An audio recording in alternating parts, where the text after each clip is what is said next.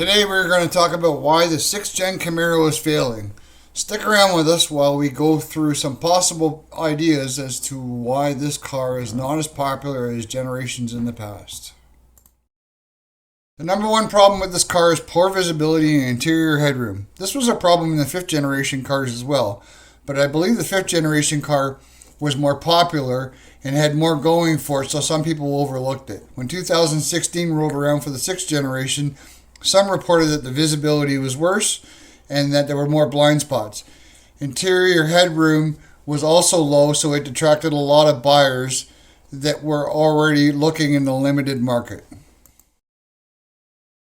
Did you know that when the 2016 model year came out for the 6th generation, the starting price was almost $2,000 higher of that of the 5th generation in 2015?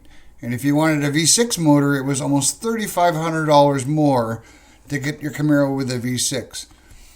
The SS models at getting the V8 was almost $3,000 more than they were in their 5th gen equivalent. So when you add those two together and you're a conscious buyer looking to get into a sports car on a budget, it pushed more people towards the Mustang and the Challenger. Another strike for the 6th generation Camaro was the overall design and controversial front nose. Did you know that when people are buying a new car, the first two things they look at is the front and the back and whether they like it or not?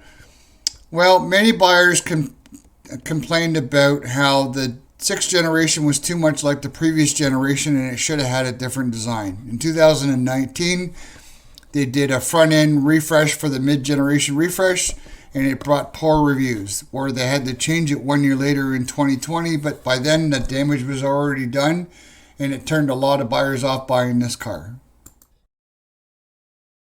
With the 6th generation being marketed as far superior over the previous generation and more expensive, potential buyers did not appreciate the cheap-looking interior in the 6th generation Camaro.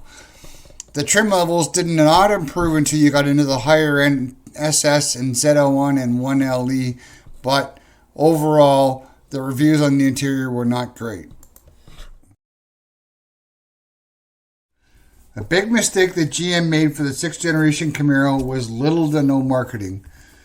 Simply, new buyers were unaware that the 6th gen Camaro was even available. Many people who did see the car mistaken it for Mustang. I've said this 100 times in our videos. There is no marketing for this car and we're not sure why. Big mistake by GM. When you compare it to the 5th generation Camaro, I guess mainly because the car came back out, it was highly marketed everywhere in mainstream media, auto shows, whatever. It was commercials. You don't see none of that today. And by 2022, it's almost non-existent and it drives a lot of buyers towards a Ford Mustang and a Dodge Challenger. Hey guys, thanks for checking out this video.